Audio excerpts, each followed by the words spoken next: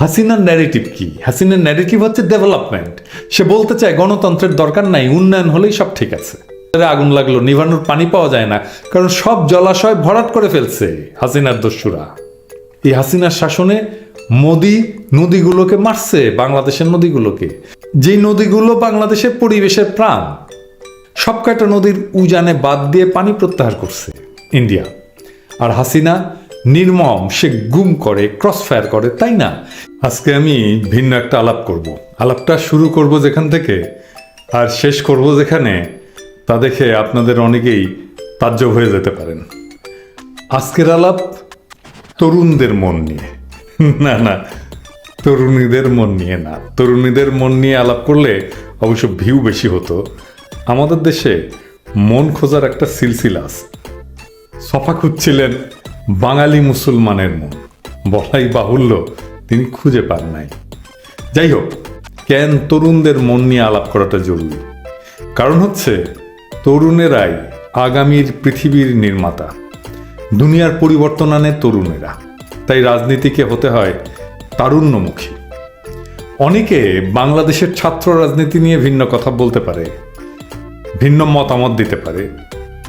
আমি তাদের মতামতকে রেসপেক্ট করি, তবে আমি মনে করি বাংলাদেশের একটা চমৎকার বিষয় ছিল ছাত্র রাজনীতি।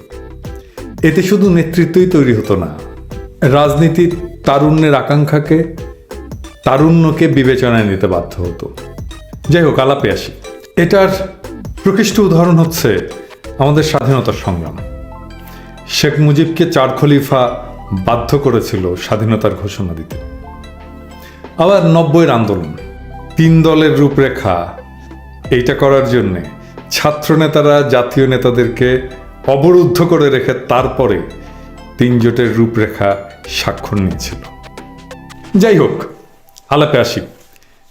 তারুণ্যের মন জানার আগে আমাদের জেনারেশনগুলো জানতে হবে। পৃথিবীতে কয়টা জেনারেশন আছে? এই জেনারেশনগুলো না জানলে তারুণ্যের মন কেন এমন হয় বা হয়েছে সেটা বুঝতে পারবো না। তরুণেরা যেই সময়ের মধ্যে দিয়ে বেড়ে ওঠে, সেই সময়টা তাদের মনকে তৈরি করে। আজকের পৃথিবীতে মোট 5টা জেনারেশন আছে। এক একটা জেনারেশনের জীবন দর্শন আলাদা। এই জীবন দর্শন গড়ে উঠেছে তারা যেই সময়টাকে অতিক্রম করেছে সেটার উপরে ভিত্তি করে। আমি আজকে তরুণদের সেই মনের কথা বলবো। সেটা আমার মনের চিন্তা না, আমার বানানোও না। সারা দুনিয়াতে যারা পণ্য বানায় আর পণ্য বেচে, তারাই এই এক্সারসাইজটা করে। আমার কাজ যেহেতু গ্লোবাল মার্কেটিং, তাই আমাকেও তরুণদের মন, পছন্দ এসব নিয়ে প্রচুর পড়াশোনা করতে হয়েছে। তা থেকেই আমার আজকের উপস্থাপনা। আর এই ভিডিও শেষ হলে বুঝবেন যে এর সাথে কেন হাসিনার শাসন না টেকাটা যুক্ত। আসেন তাহলে আল্লাহর নামে শুরু করি। ও কিছুই হয়তো বেঁচে আছেন এখন। তাদের জন্ম 2য় বিশ্বযুদ্ধের আগে। এরা আমাদের বাবাদের প্রজন্ম। আগেই বলেছি যে এদের বেশিরভাগই আজ আর বেঁচে নাই। তাও এই প্রজন্মের বৈশিষ্ট্যগুলো আলাপ করে রাখি। এরা বিশ্ব মন্দা দেখেছে, বিশ্বযুদ্ধ দেখেছে, মানচিত্র বদলে যেতে দেখেছে, দেশ ভাঙতে দেখেছে, দুর্ভিক্ষ দেখেছে। এদেরকে বলা হয় সাইলেন্ট জেনারেশন। এই জেনারেশনের উপরে মনস্তাত্ত্বিক একটা বড় ধরনের ধাক্কা ছিল। এরা চুপচাপ থাকতেন, যা আছে তাই রক্ষা করতে চাইতেন, কোনো অ্যাডভেঞ্চার করতে ভয় পেতেন, অল্পাহারী ছিলেন, কম খেতেন, কম জামা কাপড় পরতেন। এটাকে বলা যেতে পারে শেখ মুজিবের প্রজন্ম। এরপরের যে প্রজন্ম, যারা 1945 থেকে 1965-র মধ্যে জন্ম নিয়েছে, এরা আমাদের আর আমাদের বাবার মাঝখানের এই প্রজন্ম। এদের বলা হয় বুমার্স। মানে হচ্ছে ওই সময় হঠাৎ করে সারা পৃথিবীর জন্মহার বেড়ে যায়, জনবিস্ফোরণ হয়, যেন বুম করে জনসংখ্যা বাড়তে থাকে, তাই বুমার্স। ওনাদের বাবাদের প্রজন্ম মানে আমাদের দাদাদের প্রজন্ম চাপা মায়ের দিয়ে আসল কামে খুব পাকা ছিলেন আর কি, বোঝা যাচ্ছে। যাই হোক, মুরব্বীদের নিয়ে তামাশা করা উচিত না। তবে এই বুমারদের বৈশিষ্ট্য কি ছিল? এরা ভোগ করতে পছন্দ করত।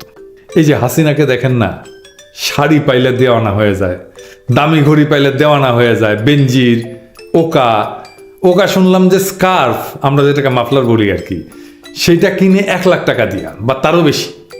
ঘড়ির কথা বাদই দিলাম। মানে দেখেন, সবগুলার ভোগ করাই তাদের জীবনের লক্ষ্য। বামেরা এটারে বলে কনজিউমারিজম। বামেরা কনজিউমারিজমকে খুব গালায় দেখবেন। এরা এটাও জানে না যে এইটা একটা প্রজন্মের বৈশিষ্ট্য। আবার এইটা মনে করেন না যে ওকা, বেনজির, হাসিনার কোনো দোষ নাই কারণ প্রজন্মের বৈশিষ্ট্য এটা, তা না। অবশ্য এই প্রজন্ম রেভলিউশনারিও ছিল, মানে বিপ্লবীও ছিল। সমাজের অগ্রগতি ঘটানো এদের লক্ষ্য ছিল। এরা স্বপ্ন দেখত, স্বপ্ন না দেখলে তো রেভলিউশন করা যায় না। এরপরে আমাদের জেনারেশন 1966 থেকে 1979 সালের মধ্যে যাদের জন্য, এখন যাদের বয়স ধরেন 43 থেকে 56-র মধ্যে, এদের বলা হয় জেনারেশন এক্স। এরা অসুখী সংসার জীবনে, এদের মধ্যে ডিভোর্সের হার বেশি। এরা একটা ট্রানজিশন দেখেছে টেকনোলজির, সমাজের আর রাজনীতির। মানে আমাদের হাতেই তো কম্পিউটার ঢুকেছে, মোবাইল ফোন ঢুকেছে, আমাদের সময় সমাজতন্ত্রের পতন হয়েছে। এটা খুবই গুরুত্বপূর্ণ যে প্রজন্মের সামনে একটা মহান আদর্শ হয়ে বিরাজ করতো একটা রাষ্ট্র ব্যবস্থা, সমাজতন্ত্র, সেটা তাসের ঘরের মতো ভেঙে পড়ল। এটা একটা প্রজন্মকে মারাত্মকভাবে বিপন্ন করে, বিহ্বল করে। এমনকি এই সমাজতন্ত্রের পক্ষে না যারা, তারাও বিহ্বল হয়ে পড়ে। তবে এই জেনারেশনটা কাজ আর পরিবারের সময়কে ব্যালেন্স করে, মানে যেটাকে বলা হয় ওয়ার্ক লাইফ ব্যালেন্স, সেটাকে খুব গুরুত্ব দেয়। তাও দেখেন সংসার টিকাতে পারে না। এরপরের জেনারেশনকে বলে মিলেনিয়াল, যারা 27 থেকে 42 বছরের মধ্যে, মানে 1980 থেকে 1995 এর মধ্যে জন্মেছে। এরাই যুব সমাজ, যুব সমাজের সিনিয়র অংশ। সে ভোগবাদিতাকে পছন্দ করে না, অভিজ্ঞতা সঞ্চয় করে, তার আলোতে তারা চলতে পছন্দ করে। জীবনের প্রতি ইতিবাচক দৃষ্টিভঙ্গি এদের। তো এদের পোলাপাইন কেমন হবে জানি না, তাদের বাবাদের 2টা বৈশিষ্ট্য তারা একেবারেই ধারণ করেনি, মানে মিলেনিয়ালরা। খেয়াল করলে দেখেন যে মিলেনিয়ালরা কিন্তু স্বপ্নিক না তাদের বাবাদের মতো, তারা ভোগবাদী না। আমার ইউটিউবের দর্শকেরা বেশিরভাগই মিলেনিয়াল।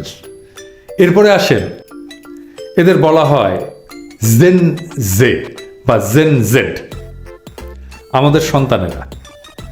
আমার দর্শকের সেকেন্ড গ্রুপ, মানে দ্বিতীয় প্রধান গ্রুপ হচ্ছে এই জেন জেড। এরা সেই প্রজন্ম যারা অনলাইনের সমাজের মধ্যে বেড়ে উঠেছে। অসংখ্য gadget, mobile, PlayStation, Facebook, Instagram, TikTok. আবার সেই সাথে এরা করোনা মহামারীর মধ্যে বেড়ে উঠেছে। এদের সবচেয়ে সেন্সিটিভ যে সময়টা, সেই সময়টা তারা মহামারী দেখেছে, মৃত্যু দেখেছে, স্বেচ্ছাবন্দী জীবন দেখেছে, চারিদিকে ফ্যাসিবাদের উত্থান দেখেছে।